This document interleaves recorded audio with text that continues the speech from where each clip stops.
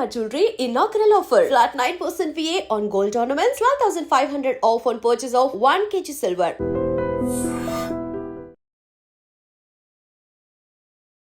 అందరికీ నమస్కారం. Welcome to healthy conversations with I dream media.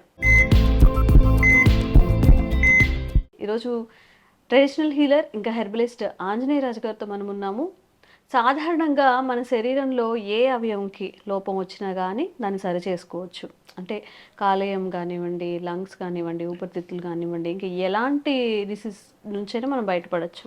కానీ గుండె విషయంలో ఒకసారి ఏదైనా పొరపాటు జరిగిందంటే ప్రాణాలు పోయే ప్రమాదం ఉంటుంది. మరి గుండె ఆరోగ్యాన్ని బలపరిచే ఆహారపు అలవాట్లు కానీ గుండె ఆరోగ్యంగా ఉండాలి అంటే మనం ఏం చేయాల్సి వస్తుంది, ఈ విషయం గురించి మాట్లాడదాము. నమస్కారం అండి. నమస్కారం అమ్మా. సార్, చాలామందికి ఏంటంటే అందరూ అంటే చూడ్డానికి చాలా బాగుంటారు, ఆరోగ్యంగా కనిపిస్తూ ఉంటారు. అసలు అంటే వాళ్ళ ఇంటి సిచ్యువేషన్స్ కూడా వాళ్ళకేంటి మంచిగా ఉంటారు అని, ఈవెన్ చాలా మంది సెలబ్రిటీస్ గురించి కూడా అసలు వాళ్ళకేంటి చాలా డబ్బు ఉంటుందని మాట్లాడతారు. సడన్ గా ఒక రోజు హార్ట్ అటాక్ వచ్చింది, అదే కార్డియాటిక్ అరెస్ట్ అయింది అని చెప్తూ ఉంటారు. లేదా సడన్ గా హాస్పిటల్లో స్ట్రోక్ వచ్చి జాయిన్ అవుతూ ఉంటారు కదా. మరి వీళ్ళందరికీ కూడా ఉపయోగపడేలాగా గుండె ఆరోగ్యంగా ఉండాలి అంటే మన జీవన శైలి కానీ మన ఆహార అలవాట్లు కానీ ఎలా ఉండాలి తెలియజేయండి. తప్పనిసరిగానమ్మా, చాలా మంచి క్వశ్చన్ అమ్మా. అందరికీ ఉపయోగపడేది. జీవనశైలి ఆహారం కన్నా వ్యాయామం కూడా చాలా ఇంపార్టెంట్ అమ్మా. ఇక్కడ మనకి జిమ్లో చేస్తూ ఉంటారు కార్డియాక్ అని అవన్నీ ఇవన్నీ. అలాగే వ్యాయామం అనేది ఎందుకు ఇంపార్టెంట్ అంటే మీరు అలసిపోయేటంత వ్యాయామం చేశారనుకోండి.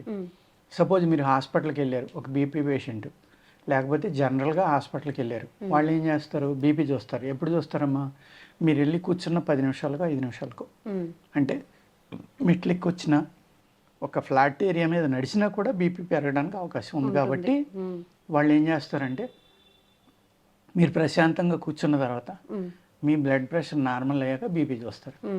అంటే మీరు చిన్నగా నడిచి వెళ్ళినా కూడా మీ బీపీ పెరుగుతుంది.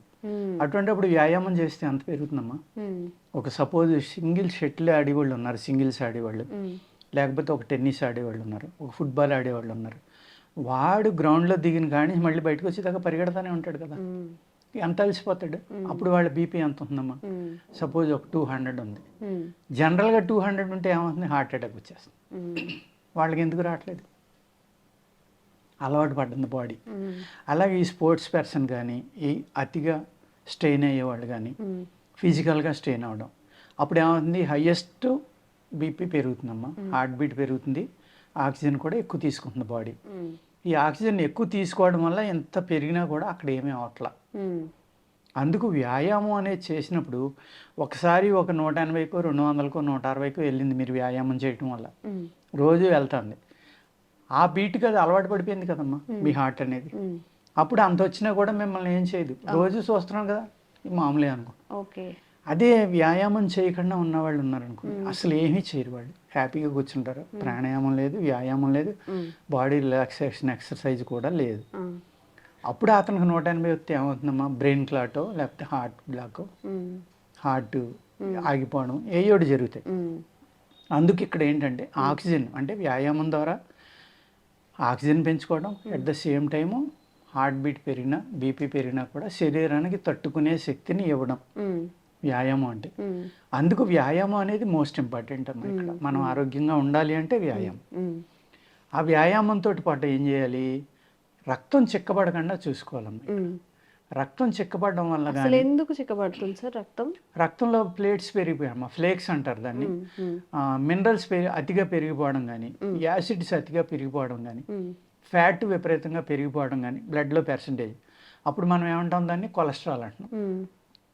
ఈ కొలెస్ట్రాల్ పెరగకుండా ఉండాలి అంటే మ్యాక్సిమం కొలెస్ట్రాల్ నియంత్రించేది విటమిన్ సి అమ్మ. అలాగే మిగిలిన అన్నట్లు ఇంపార్టెన్స్ ఉంటుంది, కానీ విటమిన్ సి అనేది ఏం చేస్తుందంటే, ఆయుర్వేదంలో కూడా మేము కొన్ని ఆహార పదార్థాలు చెప్తాం మేము. ఏది అంటే సపోజు మనం ఒక చికెన్ ఏదో వండుకుంటున్నాము, దాంట్లో పుల్లటి పెరిగేస్తారు, నిమ్మకాయ పిండుతారు, మసాలాలు వేస్తున్నారు. ఈ నిమ్మకాయ ఎందుకు పిండుతున్నామమ్మా మనం? అలాగే పూర్వం అయితే ఏం చేసేవారంటే కోకం ఫ్రూట్ అని ఉంటుంది. కోకం ఫ్రూట్ వెస్ట్రన్ ఘాట్స్ అంతా బాగా ఫేమస్ అమ్మ, మహారాష్ట్ర, కర్ణాటక ఆ ఏరియా అంతా. వాళ్ళందరూ కూడా ఆ కోకం జ్యూస్ తాగుతారు. భోజనం చేశాక కానీ భోజనం చేయక ముందర కానీ ఆ కోకం వేసి వండుతారమ్మా కూరలు కూడా. ఇప్పుడు మీరు కొన్ని చెఫ్లు చూడండి, అందులో ఏం వేస్తారు వాళ్ళు, వైన్, లిక్కరు. కొన్ని కొన్ని వంటలు చూస్తుంటే అలా వేస్తుంటారు సార్. ఎందుకు ఆల్కహాల్ కూడా వేస్తారమ్మా? కొంచెం. అక్కడ మాంస పదార్థం ఎక్కువ ఉంది, మినరల్స్, ప్రోటీన్స్, హై ప్రోటీన్స్ ఉన్నాయి. అవి తొందరగా అరిగిపోవడం కోసం ఓహో. వాళ్ళ ట్రెడిషన్ అది. మనకి ఇక్కడ ఏం చేస్తారంటే వెనిగర్ వేసి వండుతూ ఉంటారు కొంతమంది, ఫ్రూట్ వెనిగర్ అని వెనిగర్ వేస్తారు. కానీ వెనిగర్ స్మెల్ కూరలో ఎక్కువ అవుతుందేమో అని మానేస్తారు. కానీ వెనిగర్ అనేది కూడా అద్భుతంగా ఆహారాన్ని అరిగిస్తుంది. అదేవిధంగా నిమ్మకాయ, అదేవిధంగా కోకం ఫ్రూట్ అని దొరుకుతుందమ్మా, అది కోకం బాగా ఎక్కువ వాడతారు. అది మాంసాన్ని కూడా ఎంత మాంసం తిన్నా గంటలో అరిగించేస్తుంది అనేది కోకంలో ఉంది. అలాగే మన అల్లం, తేనె, సొంటి అంటాం కదా, అది కూడా, పెప్పరు, సాల్ట్లు, ఇవన్నీ కూడా, వాము, ఇవన్నీ కూడా ఆహారాన్ని అద్భుతంగా అరిగించే ఆహార పదార్థాలు ఇవన్నీ. అందుకనే మనం కూరల్లో ఎన్ని రకాలైన వీటిని మన ఇండియన్ ట్రెడిషన్లో కలుపుతారు. ఈ ఆహారం అనేది తేలిగ్గా అరిగిపోయి, తిన్న ఆహారం పూర్తిగా అరిగిపోయి బయటికి వెళ్ళిపోయింది అనుకోండి, మీ స్టమక్ ఖాళీ అయింది అనుకోండి, అప్పుడు ఫ్యాట్ అనేది పెరగదు. ఓకే. మనం ఏం చేస్తున్నాం, తిన్న ఆహారం బయటికి వెళ్ళక ముందరే మళ్ళీ తింటున్నాం. అర్థమైంది కదమ్మా? ఇప్పుడు మార్నింగ్ బ్రేక్ఫాస్ట్ చేస్తున్నాం, అది అరగడానికి పూర్తిగా అరిగిపోయి అసలు బాడీలో ఉండకూడదంటే మినిమం 4 to 8 hours పడుతుంది. ఎక్కడ గ్యాప్ ఇస్తున్నాం మనం? మళ్ళీ 1, 2కి మళ్ళీ తినేస్తున్నాం, మళ్ళీ 4కి స్నాక్స్ అంటున్నాం, నైట్కి మళ్ళీ డిన్నర్ అంటున్నాం. అప్పుడు ఏమవుతుందండి, అయితే పూర్తిగా అరగలేదో, అరగనప్పుడు అది ఏం చేస్తుంది, ఫ్యాట్ కింద కన్వర్ట్ అయిపోతుంది, యాసిడ్స్ కింద కన్వర్ట్ అయిపోతుంది. ఓకే. ఎప్పుడైతే పూర్తిగా అసలు మీ ప్రేగుల్లో ఆహారం అనేది లేకుండా అరిగిపోయిందో, అప్పుడు ఇంకా మీ రక్తం ఎందుకు చెక్కబడుతుందమ్మా?